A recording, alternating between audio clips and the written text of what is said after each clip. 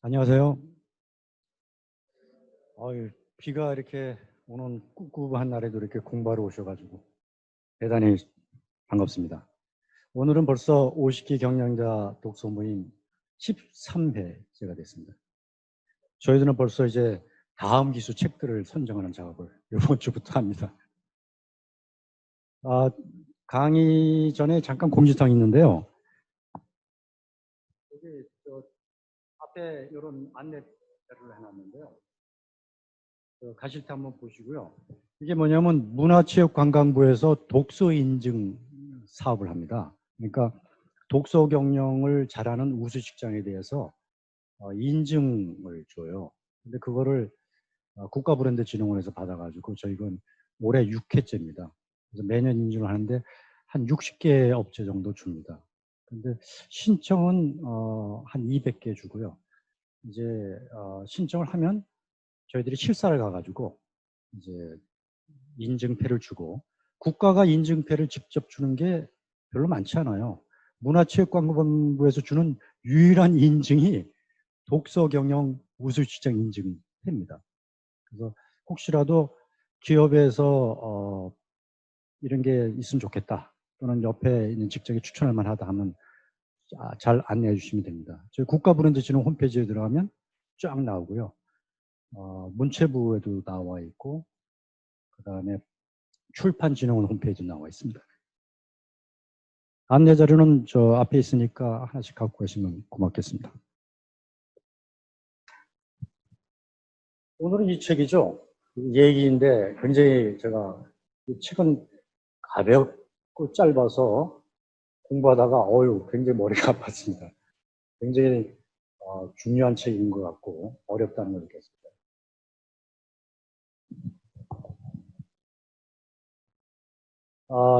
얘기는 이제 옮긴이죠. 그러니까 원래 저자는 따로 있고 옮긴 분이 이제 조민재 교수님이신데 오늘 연사를 맡으셨습니다.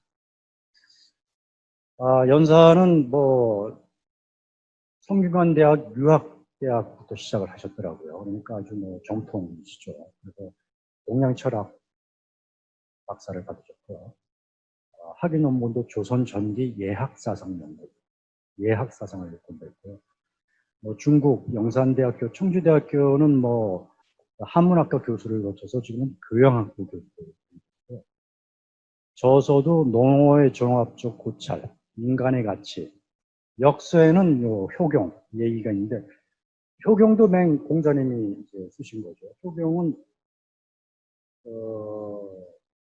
종족 보존에 대해서 이제 공자님 말씀하신 거죠. 그러니까 저희들이 이제 많이 배웠을 겁니다. 인간의 이 사람의 모든 것은, 모든 신체와 머리와 피부와 흙은 전부 부모님한테 물려받은 것이다. 그래서 이것을 온전히 보존해서 후손에도 보존하다 하는 거니까. 근데 성경에도 보면 제1 덕목이 종족 보존입니다. 인간이 끝나면 아무 소용이 없죠. 주요 논문은 여러 가지가 있는데 한강 정구의 한문과 예학사상이 있더라고요. 이 정구라는 분은 그 2조 때, 명조 때랑 선조 때 사람이죠.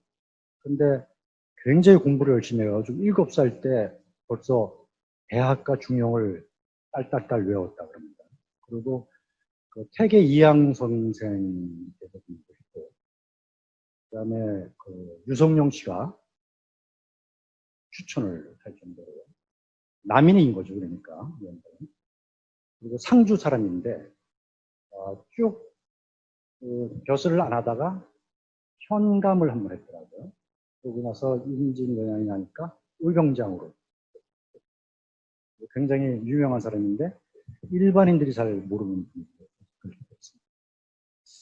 그리고 이 책을 제가 보다 보니까 중국의 연대기를 좀 한번 이렇게 보셔야 될 것 같아요. 왜냐하면 이 책이 써진 연대가 진한 시대다 이렇게 돼 있거든요. 진한 시대 때. 그러니까 주나라 때부터 진한 시대다. 주는 이제 제일 처음에 성립했다가 거의 호족들의 침범으로 이제 서쪽으로 이동해서 서주가 되죠. 서주는 이제 멸망을 왜 했냐 하면 그 유왕이라는 사람이 영화에도 많이 나오는 포사가 전혀 웃지를 않다가 그 봉화를 올리는 걸 보고 가짜 봉황을 올렸는데 장수들이 전부 다 달려오는 걸 보고 너무나 웃어서 깔깔깔 웃었다는 거예요. 그다음부터 왕이 심심하면 봉화를 올려가지고 나중에 진짜 적들이 쳐들어왔을 때 장수들이 아무도 안 왔다. 양치기 소년 왕이다. 그래서 나라가 이제 혼미에 빠지고 춘추시대가 오는 거죠.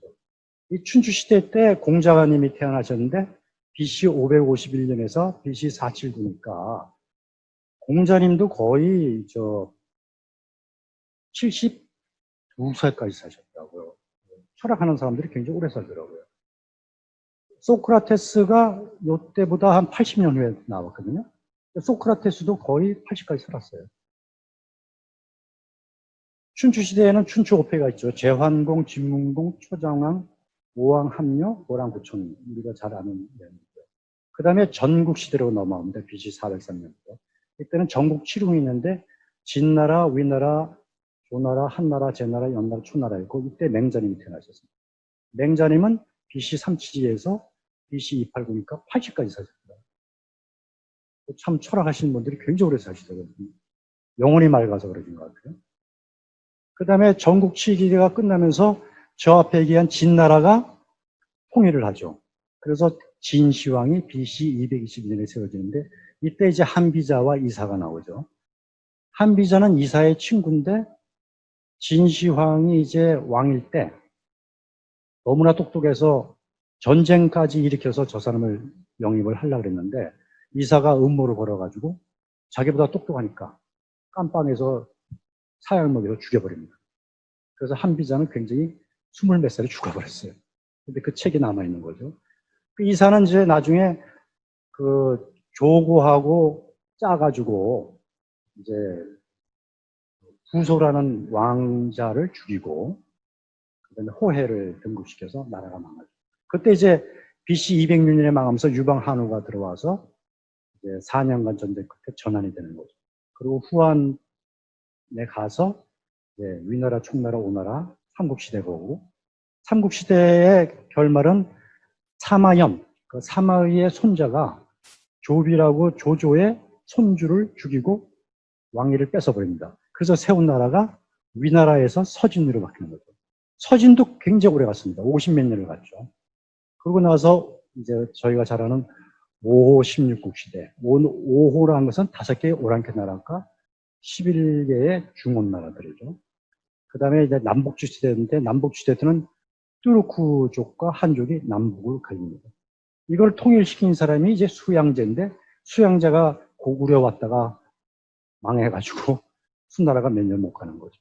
요게 이제 사실 고대사인데 요거를 좀 아셔야지 그래도 아 이게 지금 어느 때 책이구나 하는 것을 알 수 있어서 제가 연대기를 준비해봤습니다. 사서는 논어맹자 대학중형인데 저도 깜짝 놀랐어요. 대학중형이 굉장히 중요한 책인 줄 알았더니 더 중요한 책이 있더라고요. 이게 송나라 주의가 예기 42편을 발췌해서 만든 게 대학이더라고요. 예기의 한 부분을 만든 게 대학이고요. 중용도 송나라 주의가 예기 30편을 발췌해서 사람의 세상 살아가는데 필요한 자세와 태도를 만든 게 중용이더라고요. 그러니까 논어는 공자와 제자들 대화의 얘기. 맹자는 전국시대 그 사상 논쟁을 벌였던 이야기들. 이게 뭐한 건데 이게 사서거든요. 사서의 2개가 얘기더라고요. 오경은 뭐냐? 오경은 이제 사사 3경은 시경, 서경, 역경인 거죠.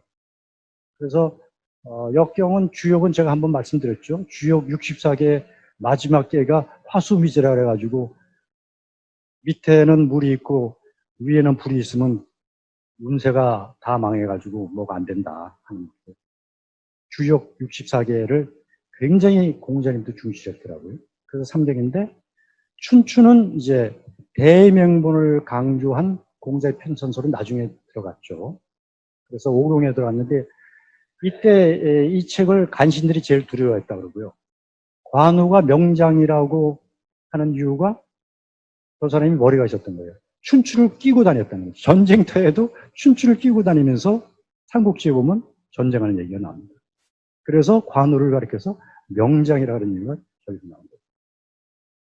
이 얘기는 예법에 관한 이론을 쭉 정리한 것인데 131편으로 되어 있던 것을 한 선제시대 대상이 48편으로 정리했죠.